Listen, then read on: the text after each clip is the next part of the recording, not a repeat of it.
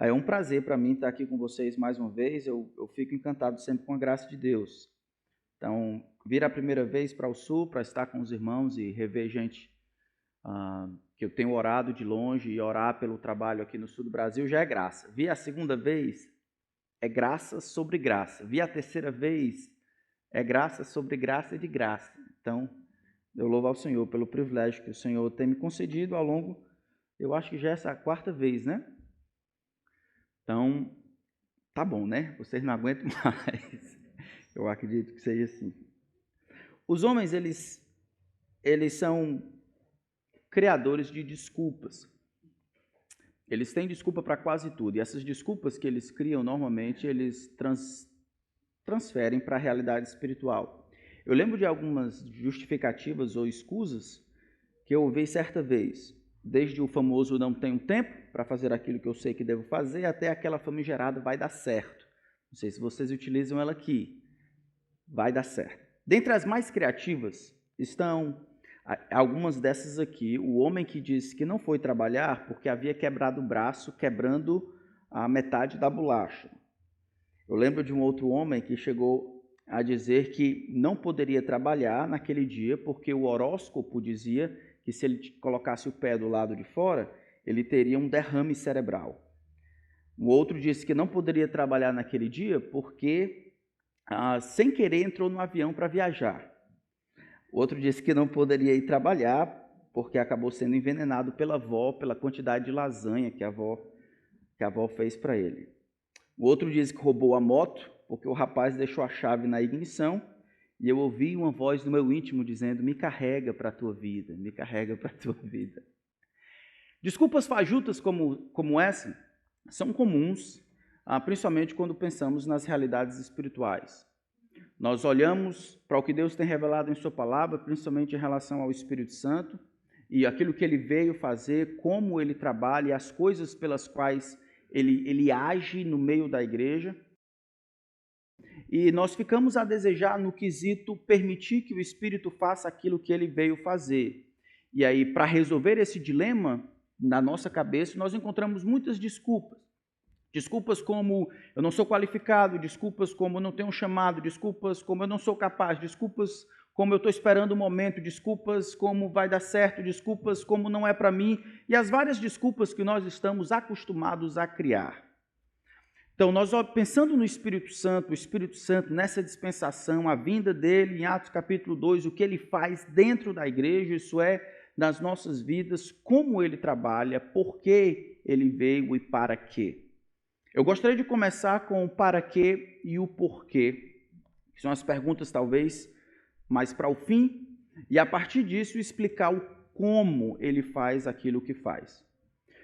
É muito fácil a gente colocar o Espírito Santo, como fazemos com quase tudo na vida, como sendo algo, ou mesmo que seja uma pessoa, ele trabalhando em minha função, trabalhando mais uma vez como meu servo. Nós fazemos isso com absolutamente tudo. Se perguntarmos, já falei para vocês, se perguntarmos numa classe de escola dominical comum, no domingo pela manhã, qual é a mensagem do cristianismo, não poucas pessoas diriam que a mensagem do cristianismo é Jesus morreu por mim. E fazendo assim, sem querer, talvez não intencionalmente, acaba se colocando como o centro da mensagem cristã. Fazemos isso com quase tudo. Somos antropocêntricos por educação e por pecaminosidade mesmo. E olhamos o Espírito Santo, essa magnífica pessoa divina foi entregue a nós, isso é, a igreja, e achamos que tudo o que ele faz para o nosso benefício, ou trabalha em nossa função. Eu queria extrair e erradicar isso, e dar uma outra atenção à vinda do Espírito Santo. Eu quero dizer que o porquê e o para quê estabelecem que o Espírito Santo tem como finalidade primária enaltecer o Senhor Jesus Cristo, quer seja por apontar todas as atenções para Ele como sendo o único meio de salvação, quer depois disso enaltecer a pessoa de Jesus Cristo como modelo, isso é, empurrando os homens para seguirem o seu exemplo na santificação. Não importa por onde você olhar, que ângulo você olhar, o papel, a tarefa, a função do Espírito Santo, ele foi dado para que Deus realize a obra de convergir todas as coisas e todas as atenções em Jesus Cristo, o Filho do Deus Altíssimo. Como ele faz isso é a sua contribuição. Ele faz isso por meio de pessoas, eu e você. Mas você não está no começo e você não está no fim. Você é algo que está no meio de como Deus trabalha para convergir todas as atenções em Jesus Cristo. Quer salvação, quer santificação, ele trabalha de todas as formas para que Jesus seja tanto aquele que salva, o único que salva, quanto o modelo, aquele para o qual todas as pessoas devem viver e copiar. Então, para que isso aconteça, a gente precisa fazer algumas correções. Então, como é que o Espírito Santo trabalha de maneira geral? Ele utiliza a palavra de Deus, a palavra que ele próprio inspirou para trazer salvação. Quando olhamos em Lucas capítulo 24, que é o texto que nós vamos olhar, Lucas capítulo 24, Jesus agora já assunto aos céus, se olharmos Lucas e Atos como dois volumes de um mesmo tratado, ou de uma mesma obra, nós vemos o final de Lucas 24 e o início de Atos como tendo uma transição bem tranquila. Então, em Lucas 24, a partir do versículo 36, diz assim, só para a gente entender o contexto. Falavam ele ainda estas coisas quando Jesus apareceu no meio deles e lhes disse, que a paz esteja com vocês. Eles, porém, ficaram assustados e com medo, pensando que estavam vendo um espírito. Mas ele lhes disse, por que vocês estão assustados? Por que surgem dúvidas no coração de vocês? Vejam as minhas mãos e os meus pés, que sou eu mesmo.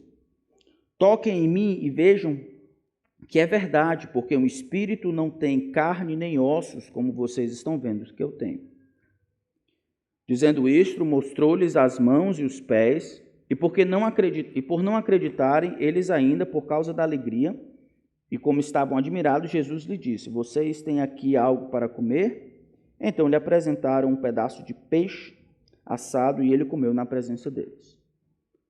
A seguir, Jesus lhes disse, são estas as palavras que eu lhes falei, estando ainda com vocês. Era necessário que se cumprisse tudo o que está escrito a respeito de mim na lei de Moisés, nos profetas e nos salmos.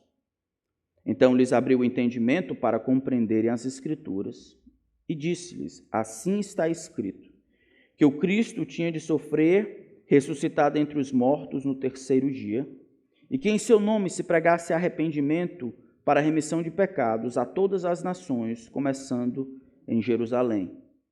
Vocês são testemunhas destas coisas. Eis que envio sobre vocês a promessa de meu Pai. Permaneçam, pois, na cidade até que vocês sejam revestidos do poder que vem do alto.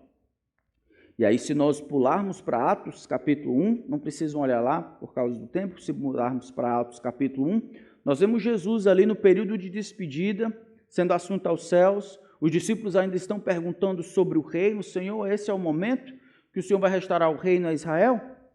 Não compete a vocês saber tempo ou época, mas recebereis poder, vocês lembram? Ao descer sobre vocês o quê? O Espírito Santo, a mesma coisa que ele está dizendo assim. Aqui, e desta forma vocês serão minhas testemunhas em Jerusalém, Judéia e Samaria e até os confins da terra. Ali nós temos, assim como aqui, nós temos o plano diretor desse período de ausência do mestre. Os discípulos recebem a tarefa de olhar o mundo como alvo de suas vidas. Olhar o mundo em toda a sua extensão, todas as nações debaixo do céu, mesmo o mundo conhecido naquela época, e ter como alvo, como projeto de vida, testemunhar o que havia acontecido. Todas as coisas que aconteceram, como se cumpriram as escrituras do passado, na vida de Jesus, como Deus visitou o seu povo, trouxe salvação, foi cravado numa cruz, ressuscitado dentre os mortos, e o que se estabelece por meio dele, isso é o perdão dos pecados. Eles receberam essa responsabilidade gigantesca. E o Espírito Santo, então, vem como aquele. O porquê ele vem para possibilitar que esse plano que ele estabeleceu de fato se realize, para que Jesus receba o centro das atenções e tenha representantes e discípulos em todas as nações. Veja que eu não estou falando inicialmente de santificação. Estou olhando aqui quando Jesus está prestes a se despedir dos seus discípulos, apesar de alguns duvidarem. Jesus olhando para trás, dizendo que as coisas que foram ditas a seu respeito na lei de Moisés, nos profetas e nos salmos se cumpriram, e está dizendo o e daí, ou agora em diante, o que deve ser feito. Aqui, para que fique claro, a gente precisa compreender que não é quando missões começam. Se a gente definir missões como aquela atividade que a igreja faz para trazer as pessoas para perto de Jesus, então isso começa em Atos capítulo 2, que é quando começa a igreja. Mas se eu disser para vocês que missão, no sentido de os atos de Deus, que Ele realiza em função da sua humanidade caída, para restabelecer essa comunhão que foi perdida por causa do pecado, então missão existe desde que iniciou o pecado no mundo. O Salmo 150, por exemplo, não sei se vocês lembram, diz: louvem ao Senhor, louvem todos os povos, louvem ao Senhor na beleza da sua santidade, no seu santuário. O céu louve ao Senhor, testifiquem da sua grandeza, louvem os seus grandiosos feitos, louvem a sua grandiosa honra ou grandeza. Todos os povos, de todas as coisas, todos os seres viventes, louvem ao Senhor, louvem com tudo que vocês têm, louvem com símbolos, louvem de maneira retumbante, com os tamborins, com todos os instrumentos. É o mandamento de que tudo que existe, a criação como um todo, precisa se unir de alguma forma e adorar a Deus, porque é dele, por direito, a adoração devida ao seu nome. Quando os povos, quando a criação racional não responde adorando ao Criador, isso cria um problema. O problema é que Deus merece ser adorado e Deus não é adorado como merece. Missão existe para resolver este problema. Missão existe para resolver este problema e é Deus o mais interessado para que isso aconteça. O propósito de Deus era utilizar Israel para fazer isso. Escolher Israel, trabalhar em Israel, dar a lei para Israel, e à medida que Israel obedecia à vontade de Deus, mostrava a distinção entre um povo santo, e Deus utilizava Israel como um tesouro móvel, mostrando as diferenças entre Israel e os outros povos em santidade e justiça, atraindo a atenção dos povos a si. Mas Israel falhou, foi pior do que alguém que nunca tivesse conhecido Yahvé. Deus, então, vai criar um novo povo. Esse povo tem nome, é a igreja. E a razão pela qual a igreja vai ser bem-sucedida na tarefa não centrípeta de atrair as pessoas a si, mas centrífuga de alcançar todas as nações, é a presença capacitadora do Espírito Santo. O Espírito Santo é dado como remédio e a garantia de que Jesus, de fato, será conhecido e amado e adorado como merece. De que a história do passado de Israel não será repetida. Jesus receberá as atenções devidas na salvação e na santificação. O Espírito Santo, então, vem para realizar o trabalho de Deus em convergir todas as atenções em Jesus. Tá, então, agora como é que a gente vê isso nesse texto que nós lemos aqui? Vamos olhar inicialmente a singularidade de Jesus. A partir do versículo 45, ele diz: então lhe abriu o entendimento para compreenderem as Escrituras. Tudo bem. E aí Jesus disse, depois de terem compreendido o plano de Deus para o Messias: assim está escrito que o Cristo tinha que sofrer e ressuscitar dentre os mortos no terceiro dia, e em que em seu nome se pregasse arrependimento para a remissão de pecados. A primeira coisa que nós vemos aqui é um nome sobre todos. A pregação deve acontecer de Jesus. Esse texto aqui, ele está relacionado com o texto que nós vimos já em Mateus capítulo 28, 18 a 20. Toda autoridade me foi dada no céu e na terra, e essa é a base, porque você tem que ir a todas as nações, sendo que eu tenho autoridade sobre céus e terra, e na cosmogonia judaica, terra e céu, ou céu e terra, eram os extremos da realidade. Eu tenho autoridade sobre o começo e o fim e tudo que existe no meio. A minha autoridade, ela abarca toda a realidade que existe. É por causa disso que eu devo ser conhecido, que a minha autoridade precisa ser conhecida, que eu preciso subjugar e ser adorado todas as nações. Não é primariamente por causa da necessidade que os homens têm, mas por causa do mérito que o Senhor Jesus tem.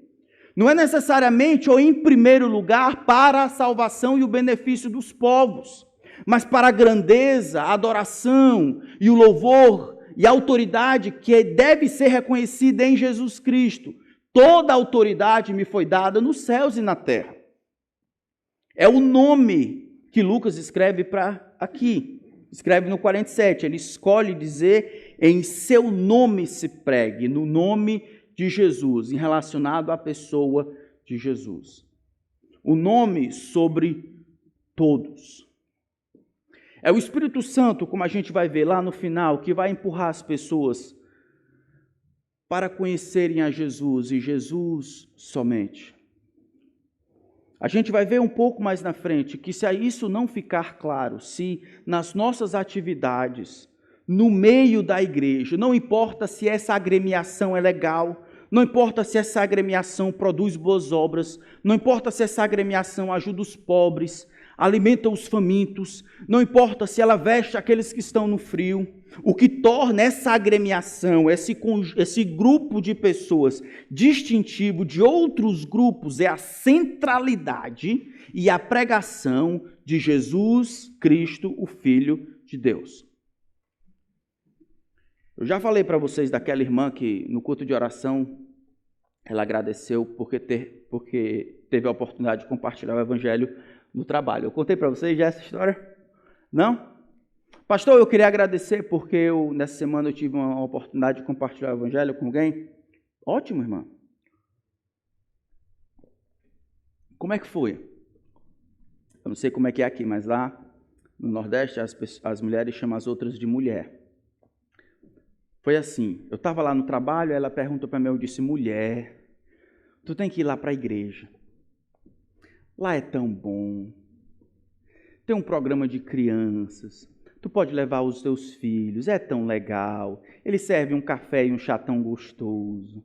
O pessoal vai conversar contigo. Mulher, vem, vai ser tão bom. Aí eu disse para ela: irmã, você até compartilhou um convite para a igreja, mas pregar o evangelho ou falar a respeito de Jesus ficou a desejar. Algumas vezes nós colocamos outras questões e outras entidades no lugar que Jesus deveria estar.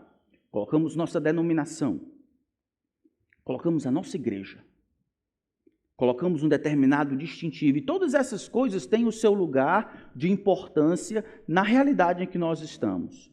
Um só, no entanto, deve ser distintivo sobre todos os outros. Um só. E o seu nome é Jesus, que é a centralidade da igreja, o cabeça da igreja. É exatamente isso que os apóstolos entenderam e isso que eles vão pregar.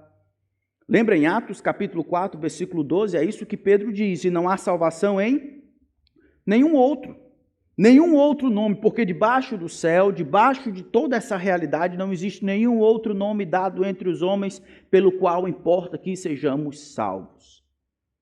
Os apóstolos entenderam isso, porque ouviram da boca de Jesus o nome sobre todos. É o nome de Jesus.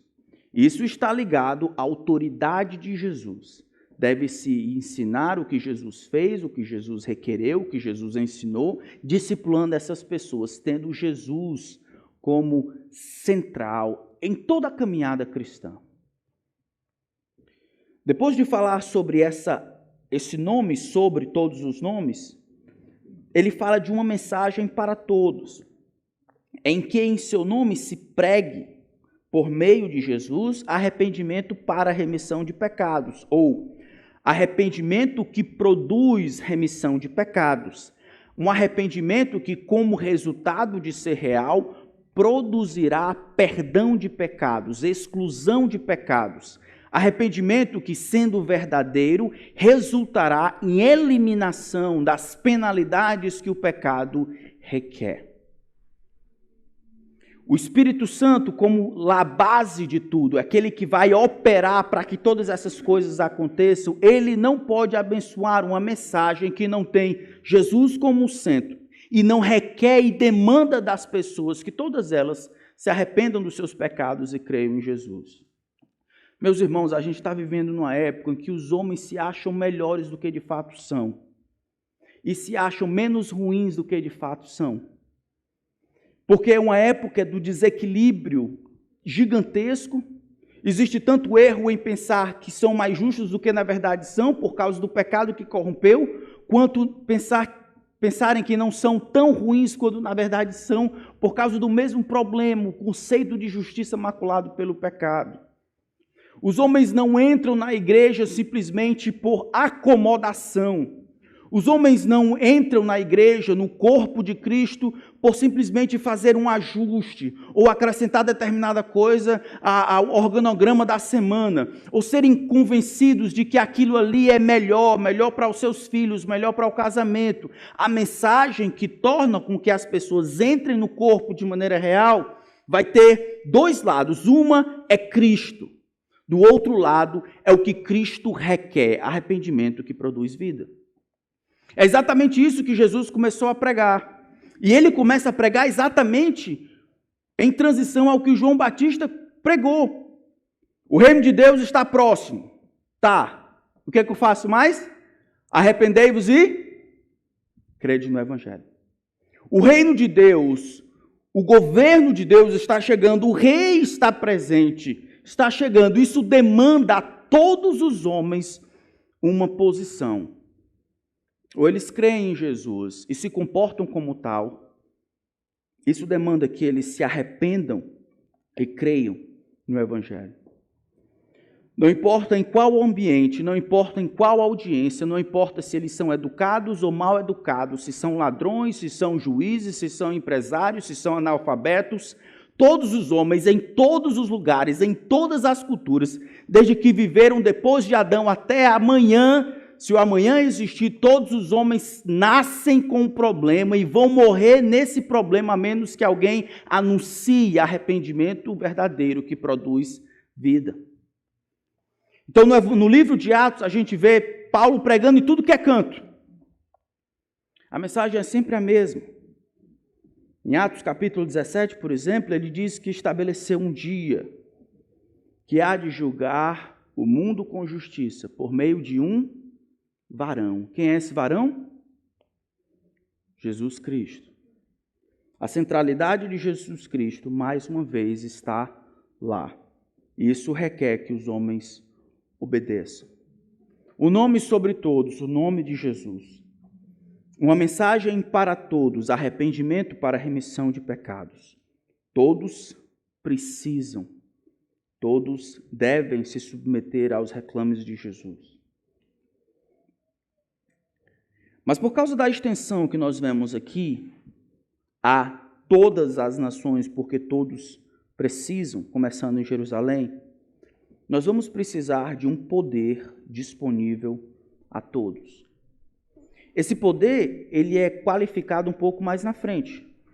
Ele diz que isso deve ser pregado a todas as nações, começando de Jerusalém. Versículo 49 diz, e eis, que é uma palavra que nós não usamos muito. Ninguém diz e eis, né? Aqui, não sei como é que é aqui, mas a gente diz eis. Diz aqui, Lucas? E eis. Ô, tudo bom? E eis. E eis com você, e eis comigo. Ninguém usa muito. A gente vai saber que isso aqui tem uma importância no texto original.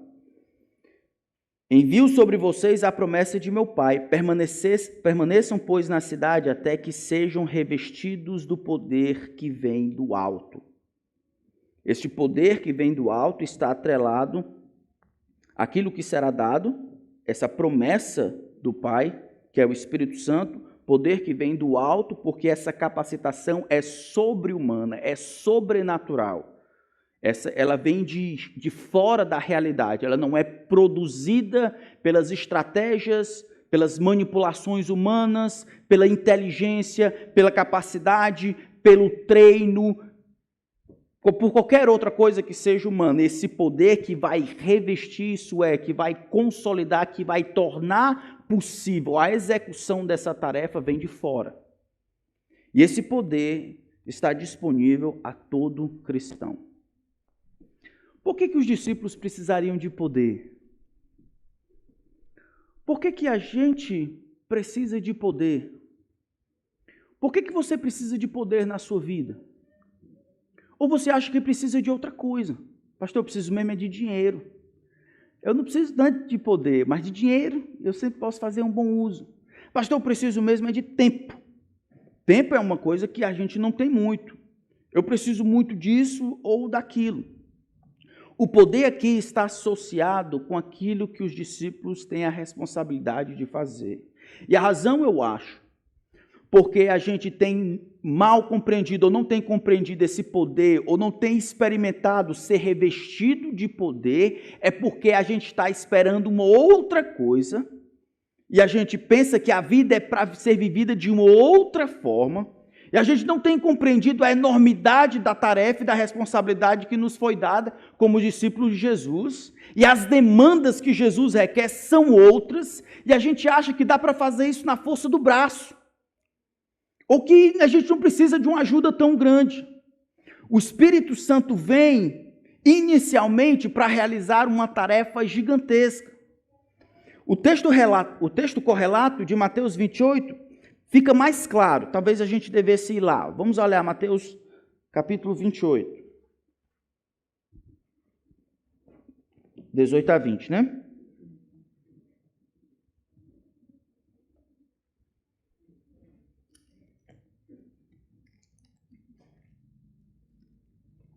Então ele diz: toda autoridade me foi dada no céu e na terra. Portanto, vão e façam discípulos de todas as nações, batizando-os em nome do Pai, do Filho e do Espírito Santo, ensinando-os a guardar todas as coisas que os tenho ordenado. E olha a palavra aqui que a gente gostou, e eis, apareceu de novo. E eis que estou convosco todos os dias até o fim dos tempos. Essa palavra e eis aqui é uma parada. Parece que ele está contando uma determinada coisa e ele sabe que a reação daqueles que escutam vai ser uma reação de incredulidade ou de espanto. Jesus está dizendo que ele quer que os seus discípulos, 11 agora, porque um já havia traído e havia suicidado, ele quer que 11 discípulos peguem o mundo conhecido e não somente falem de Jesus, ele quer que ele discipule as nações.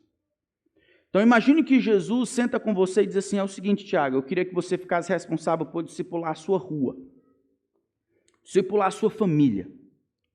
Eu quero que você fique responsável por discipular a sua cidade. Quero que você fique responsável por discipular o seu estado, essa nação. Como é que você se sentiria? Se você entendesse a enormidade dessa tarefa, você também ficaria um pouco incrédulo, pensando no tamanho do que Jesus requer de você. E eis aqui, eis que estou convosco todos os dias. Em Lucas vai dizer, e eis que eu vos envio, esperem que eu vos envio a promessa de meu Pai. É uma solução para esse dilema que a enormidade da tarefa criou. Aqui Jesus diz, eu estou com vocês todos os dias. Isso é, a minha presença tornará possível que isso aconteça. Eu estarei capacitando vocês para realizar essa tarefa. Em Lucas capítulo 24 vai dizer, esperem até serem revestidos, tomados, infundidos de poder para realizar essa grandeza. As duas coisas resolvem o mesmo problema. Na verdade, no Antigo Testamento, a gente vê um relacionamento um pouco parecido. Lembra quando Deus convida Moisés para a tarefa de tirar o povo do Egito? E aí Moisés vai ficar cheio de argumentação, de justificativa para fazer uma coisa ou outra. Deus diz, Moisés, eu serei contigo. Então, aqui a presença de Jesus, ou o revestimento de poder em Lucas 24, funciona como o outro lado da balança, para que a enormidade da tarefa não seja insuperável, mas a enormidade da tarefa seja contrabalanceado com a grandeza da companhia ou o revestimento disponível de poder aos discípulos. Eu quero que vocês tomem o mundo inteiro. Vocês, 12, eu quero que vocês conquistem o mundo inteiro, discipulando todas as nações debaixo do céu. Plantem o pé e digam lá que isso pertence a Jesus, que eu tenho autoridade sobre todos os povos, línguas, nações, em toda a realidade existente. E é isso que eu estarei com vocês. Não estarei quando vocês terminarem, eu estarei com vocês todos os dias para ter certeza que isso seja realizado. Esperem em Jerusalém até que do alto, de fora, não de vocês, um poder venha como cumprimento da promessa do Pai e modifique e transforme vocês e dê a vocês a ousadia, a capacidade, a coragem, o desprendimento, o guiar para que vocês façam disso a vida de vocês. Sem o Espírito, vocês ficarão eternamente vivendo como qualquer outro descrente, achando que o Espírito vem para me fazer mais feliz. Achando que eu sou cristão para resolver o meu casamento, para resolver o problema dos meus filhos, para ajudar na minha tia, no meu pai, na minha mãe. Ao invés de eu me torno ou sou tornado discípulo para, com a ajuda do Espírito, ser transformado a minha vontade na vontade do Espírito, que é convergir todas as atenções e todos os esforços em Cristo. A grandeza, então, do que Jesus requer dos seus discípulos é contrabalanceado com o poder que trabalha na vida dos discípulos para operar essa mudança grandiosa. E aqui a gente já encontra uma conclusão. Qualquer pessoa, em qualquer cultura, em qualquer tempo da história, dizendo-se cristão, dizendo-se andar no Espírito, não manifesta os desejos do Espírito, no sentido de lutar e se esforçar para fazer Cristo conhecido em toda a terra, não está compreendendo o Espírito conforme ele é apresentado nas Escrituras. Vou dizer de novo, qualquer pessoa, em qualquer tempo, em qualquer cultura, de qualquer idade, com qualquer instrução, com qualquer peso, altura, dinheiro ou qualquer outra coisa, que, dizendo-se cristão, luta para andar no Espírito, mas esse andar do Espírito não produz um desejo e uma gana para realizar a vontade do Espírito, de convergir as atenções em Jesus, de lutar para fazer Jesus conhecido e amado entre todas as nações, pode estar cheio de qualquer outra coisa, mas não tem permitido que a sua vontade converja ou se seja subjugada pela vontade do Espírito. Porque se não é a maior, é aqui que nós encontramos no final dos evangelhos a razão para que ele veio. Ele veio para que Jesus seja conhecido entre todas as nações, para que Jesus seja amado entre todas as nações, para que ele seja reconhecido como aquele que tem autoridade sobre todas as nações. Você anda no Espírito? Você anda no Espírito? Está cheio do Espírito? Como é que a gente vê isso? Como eu vejo se tem mais do Espírito Santo em você e menos de você em você? Como eu percebo que o Espírito Santo tem trabalhado de maneira a subjugar os seus desejos, sonhos e transformar os seus desejos nos dele, trazendo para si o que ele quer, o que ele deseja fazer? Eu vou saber disso, uma das formas, não é por vivendo uma vida moral, ele vai fazer isso também. Não é se você consegue cuidar da sua esposa e dos seus filhos, ele vai fazer isso também, produzindo fruto. Mas isso ainda é, de alguma forma, para conduzir as atenções a Jesus. Para que pela diferença, pelas distinções, Jesus Cristo seja conhecido. O eis que nós encontramos aqui é aquele que encontramos tanto em Êxodo, encontramos também em Josué. Deus ordena que Josué, ele vá destruir a terra, né? Aquele pessoal que vive na terra. E Josué está com medo. Josué 1,9 diz, tudo bem, não temas, nem te espantes, por quê? Eu serei contigo por onde quer que andares. Aqui não é diferente. Deus ordena que os discípulos ganhem o mundo com a mensagem do Evangelho. A enormidade da tarefa, ela é contrabalanceada com a grandeza do poder disponível a todo discípulo de Jesus para fazer o Cristo conhecido entre todas as nações. A gente precisa acabar com esse antropocentrismo de achar que Jesus enviou o Espírito procedente do Pai simplesmente para me fazer menos ruim do que eu sou. Isso é algo que ele faz, mas isso é o meio. Na fonte, que é quando ele é enviado, e no fim, é para que Jesus seja conhecido e amado por toda a terra. É para que Jesus seja obedecido. Como é que eu vejo isso na realidade? Abram no livro de Atos. Vamos ver as vezes em que os homens são cheios do Espírito. O que eles fazem? Atos capítulo 2, versículo de 1 a 4. O Espírito Santo vem. A gente vai folhear esses textos de maneira rápida. Atos 2, de 1 a 4 e também o versículo 11. O Espírito Santo vem. Eles ficam cheios dele, começam a falar em outras línguas. O que eles falam? Qual é esse conteúdo desse idioma? São as grandezas de Deus, ou o que Deus tem feito. Atos capítulo 4, versículos 5 a 8, eles ficam cheios do Espírito, e com ousadia e coragem, eles proclamam Cristo, mesmo no meio de grande perseguição. Em Atos capítulo 4, versículo 18 até o versículo 21. Atos capítulo 4, versículo 23, especialmente o versículo 31, eles são cheios do Espírito. E eles começam a falar corajosamente, ousadamente a respeito de quem Deus é. Sem medo, sem vergonha, sem confusão, os discípulos clamam a Deus para que Ele lhes dê poder. Para quê? Para compartilhar a palavra de Deus com os outros. Irmãos, se você está andando no Espírito, eu vou ouvir mais de Jesus da sua boca e menos dos seus problemas, do seu carro, do trabalho, do seu dinheiro, de quem ganhou, de quem perdeu, o gol que fez, a comida que gosta. Todas essas coisas têm o seu lugar. Mas o Espírito Santo, quando controla alguém, é o que a gente vê aqui nas Escrituras, capítulo 8, capítulo 10, capítulo 13, capítulo 20...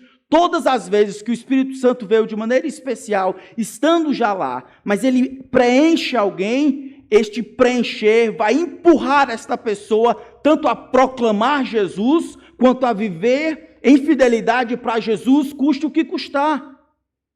O Espírito foi dado inicialmente para fortalecer e mudar o coração dos homens, para largarem dessa desgraça de vida e viverem para Jesus. Com todo o desprendimento, com toda a coragem, com toda a ousadia, fazerem planos para que Jesus fosse conhecido em toda a terra. Esse é o grande para quê. E fala um pouco do porquê. Porque sem o Espírito, nós viveremos muitos anos, recebendo uma ajudinha aqui ou ali, para deixar de olhar pornografia aqui, lutar para não olhar para uma mulher que não é minha, obedecer aos meus pais, e de novo, todas essas coisas são atividades do Espírito Santo. Ele produz o caráter de Cristo em nós, 2 Coríntios 3,18. Mas isso é o meio do processo, não é o fim. O fim é que Jesus tenha discípulos e representantes, seja adorado e conhecido entre todas as nações. É para isso que você precisa de poder. É para isso que os discípulos precisavam de poder, porque a tarefa é gigantesca. Me diga, qual é a atividade do Espírito na sua vida? O Espírito Santo age em você e ele faz o quê? O movimento pentecostal tem compreendido de maneira errada. As manifestações chamadas miraculosas, elas não têm nenhuma baliza da Escritura. E assim a experiência ela é validada pela própria experiência. Não importa se eu grito, sapateio, não importa se as galinhas são batizadas no Espírito Santo, no galinheiro, não importa. Tem Jesus no meio, é de Deus. Não importa se faz isso ou aquilo, se pula, se tem um reteté, se mata, se levanta, se cospem na boca uns dos outros, não importa. Todo esse negócio de sarapatel que existe aí nessas manifestações, elas são validadas pela própria manifestação em si. Me faz sentir bem, eu vi poder, ali foi fogo. Lembro de uma vez que fui chamado para ensinar numa igreja pentecostal, e chegando lá, eu fui com um irmão, e aí eu não era acostumado com isso, alguns anos atrás, e o rapaz que estava dirigindo, não era o Lucas, estava dirigindo a música, acabou dizendo, olhando para trás, dizendo, tem fogo ali. Rapaz, eu saí correndo, pensando que a igreja estava incendiando, que estava pegando fogo, desci correndo, isso é sério. Até que entendi que ele estava dizendo de um camarada que estava recebendo uma unção, caindo de um lado para o outro. Do outro lado, alheio a essas manifestações, estão aqueles que são mais conservadores e tradicionais, achando que o Espírito Santo que ele faz me dá a compreensão da verdade, ponto final. Achando que o Espírito Santo não é de fato poder, o Espírito Santo é mais como uma ajudinha para que eu consiga chegar ao final de semana, para que eu consiga adorar um pouco, né? Eu nem canto tanto, eu nem me importo muito com essas coisas. É o que o Espírito Santo faz, ele faz uma coisinha aqui e acolá. O Espírito Santo vem e ele é a pessoa da Trindade responsável por poder.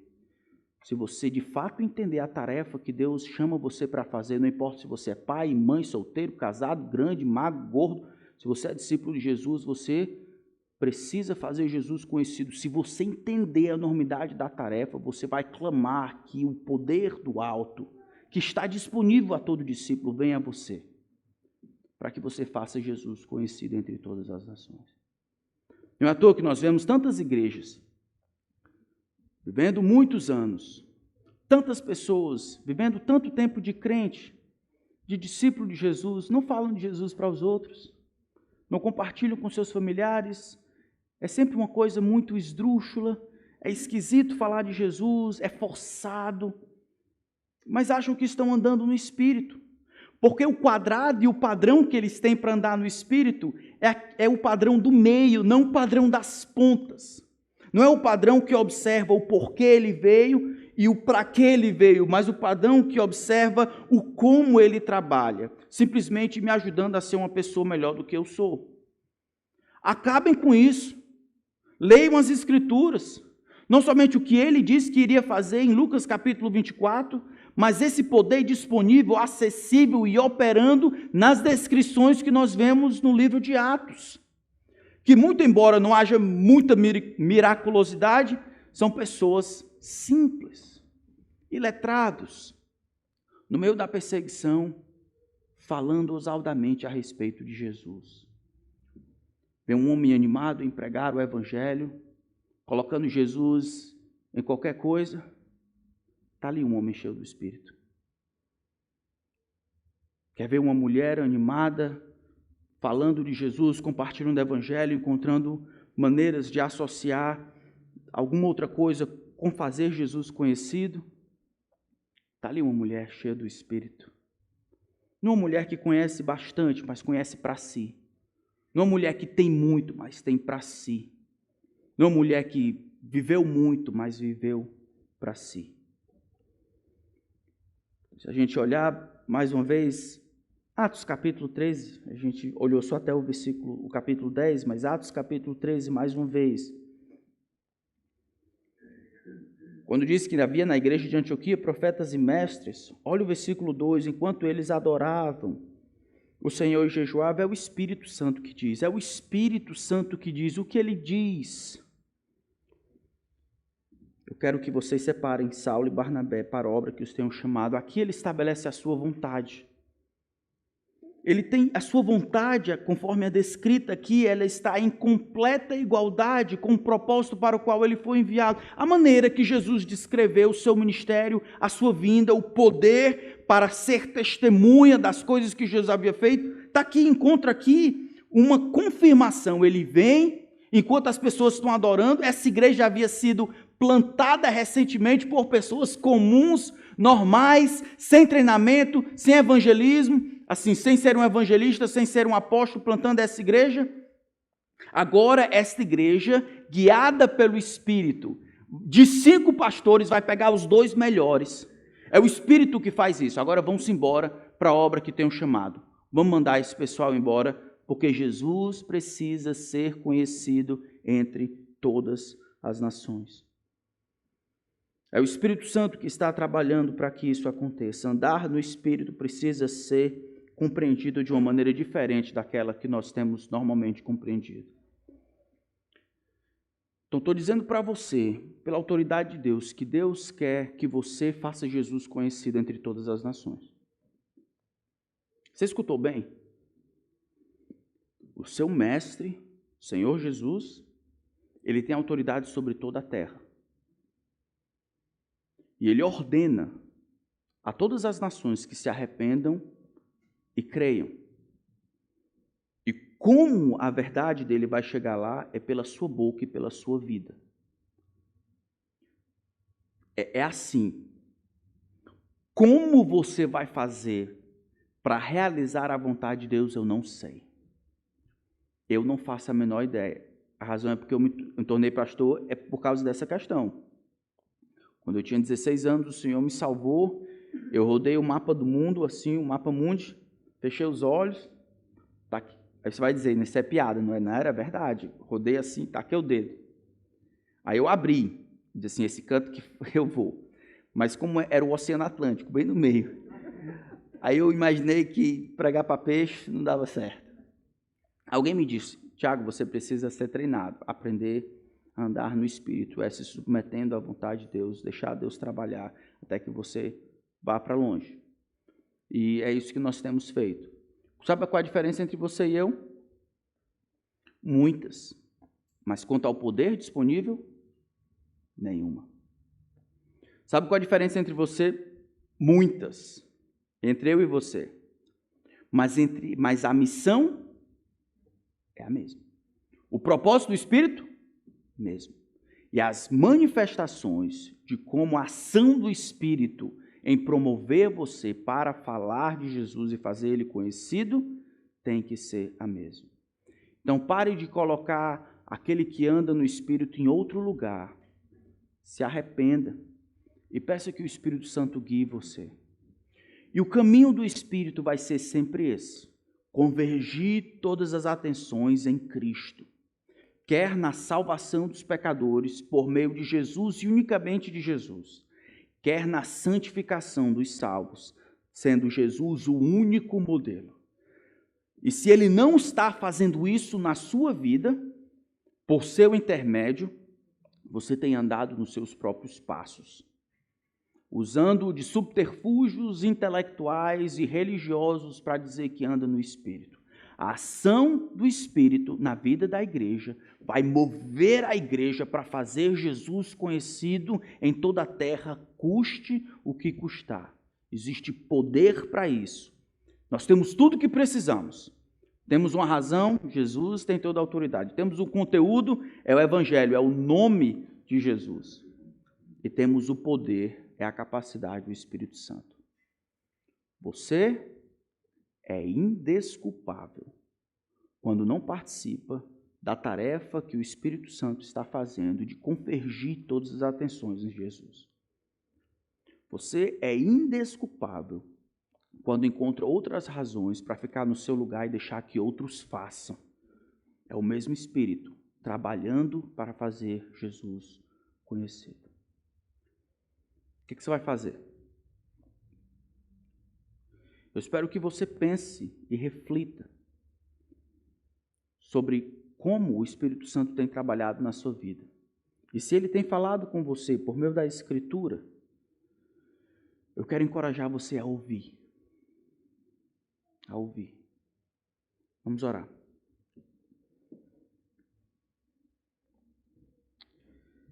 Senhor, eu queria pedir pelos meus irmãos e amigos aqui. Nós temos uma razão para ir, um conteúdo para pregar, temos um poder para proclamar sem temor o que Jesus Cristo fez. É para isso que nós existimos, para a honra e a glória de Jesus. Porque nós somos fracos e pecadores, como eram os primeiros discípulos, o Senhor mandou o Espírito para triunfar sobre as nossas imperfeições e fraquezas, para a gente largar de viver para nós e acomodarmos os desejos de Jesus aos nossos, mas vivermos com paixão, com força, com empenho, com gana para fazer Jesus conhecido.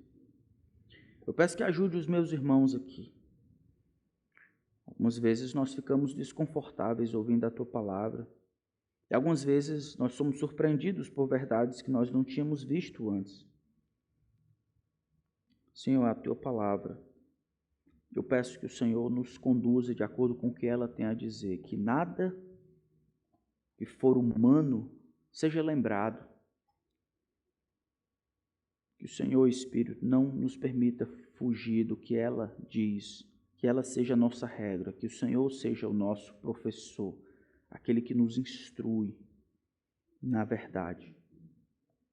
Que daqui o Senhor levante homens, mulheres, solteiros, casados, jovens, adultos, para permitir-se, se utilizando do poder do alto, trabalhar em prol do avanço do reino e a proclamação do nome de Jesus a todas as nações.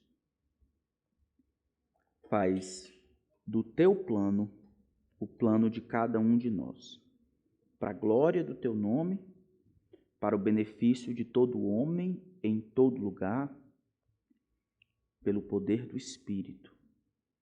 No nome de Jesus. Amém.